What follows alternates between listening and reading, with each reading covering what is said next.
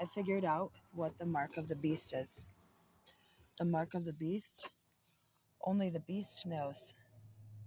Anybody who's working for the beast, because they made an offering that they couldn't fulfill. So anybody who's a part of this coven or cult is going down, I guess. Literally all of them. That, because it's all the devil. That's what connects all of these people, is the devil. I'm not kidding you. It's not just the Masons. How do I know that? Because I've had to deal with many of the people that are doing this and that are affiliated with it. And the only thing that makes sense that connects them is the devil. Because when you sign your soul to the devil, you know about your powers, like telepathy, right? They can use telepathy and you know, it's just I figured out the powers on my own, and I work for God. They can't buy me, so they're screwed, really, is what it boils down to. But really, I'm not even having to do anything. I don't have to, the only power I have is over myself. All of the things that are happening to them is their own black magic that they were doing, backfiring against them. That's why they say don't do it. You're pretending to be God. You need to talk to God and ask God if you want something. And if it is right for you, for the highest good of all and harm to none, then he will give it to you in his time. You have to earn it, though. He's not just going to hand you all this stuff.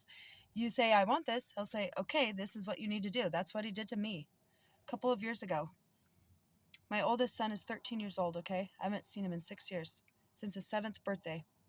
If you look at my Facebook, you'll see that video is on there of us singing him happy birthday, okay? Yes, it's really sad and it makes me cry, but I'm not going to cry on this video, right? I cry about it all the time. So no, I'm not some person who doesn't cry. Anyways, I've cried a lot about it. I mean, I've had 6 years. Well, 9 years is when it started. Anyways,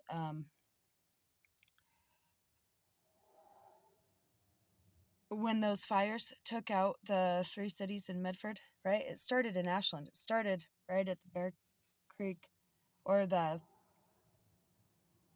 started in Ashland. It started right in the neighborhood of where my oldest son lives. Okay. So for 2 days, with everybody being all frantic because these cities are just burning down, I didn't even know if my son was still alive. Okay. And I asked God, I was crying. I was obviously, after 2 days, his grandma finally texted me and told me that he was doing just fine. And I was like, okay, cool. But I asked God, I was crying and I was like, dude, am I ever even going to get to see him again? Because COVID had happened, everything was happening, and it was scary. I was scared. I was terrified that, because it wasn't fair that he got taken away from me. I mean, yeah, I was drinking, and I did have a drinking problem. But that could have been solved in many other ways, not ripping him away from his mom. They put him on 10 milligrams of Prozac a day at 5 years old after they took him from me, and then had him going on and off of it. Anybody who's a doctor or who knows anything about Prozac, it is not a medicine that you can go on and off of, okay? And they did that to my kid. That's not even the worst of it. It's not even the worst of it, okay? And so God said, yeah, do you want to see your kid again? And I said, yeah, I do. And he said, okay, follow me. And I said, okay, and I quit drinking.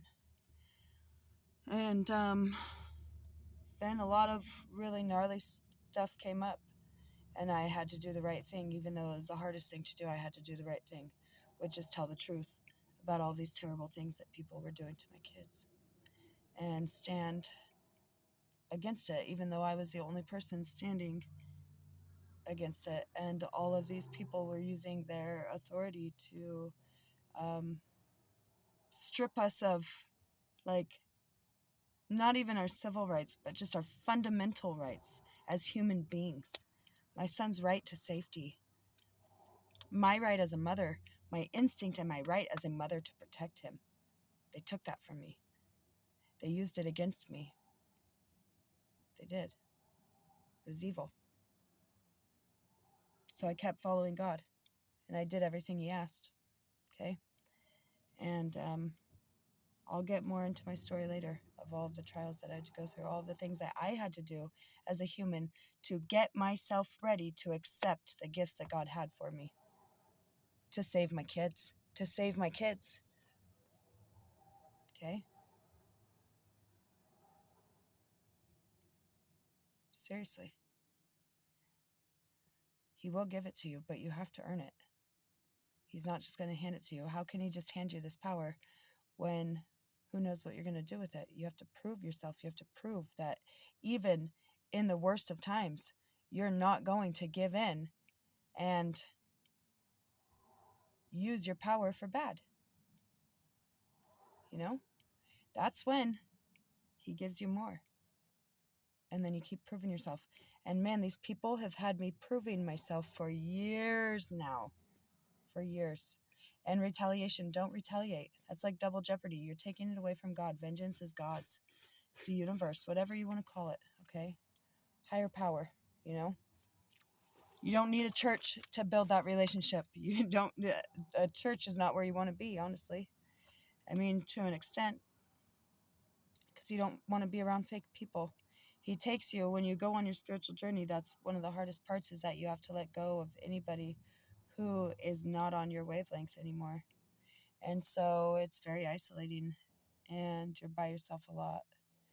But you have to be, so that you can do your shadow work and work through all of your stuff that you need to do, you know? But it's worth it. And, you know, I keep saying that, and I mean, my life is so... Anybody who saw my life right now would be like, dude, it's not worth it. But I know in my heart that it's about to be worth it very soon. Like, very soon. Like, very, very soon.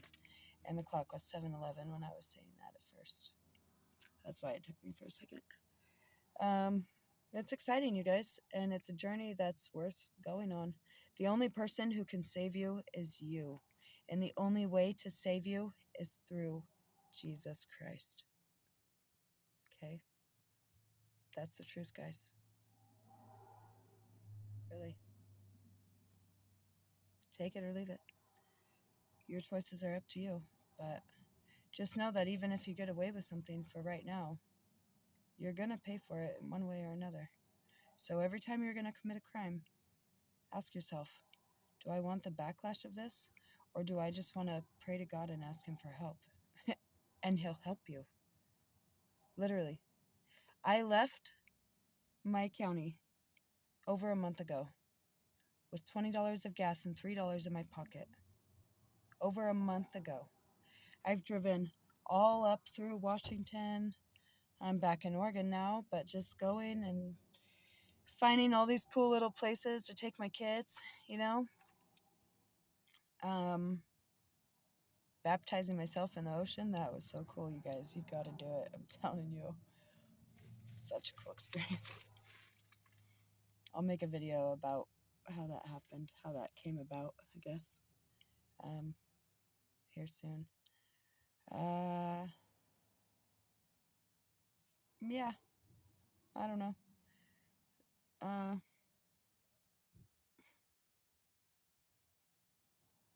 This world's a crazy place, you guys. Anyways, I'm gonna let you go. And I'm gonna get on out of here because it's funny, nobody's here, but then I pull in and now there's a bunch of people everywhere. And guys, walking around my truck and stuff. And anyways,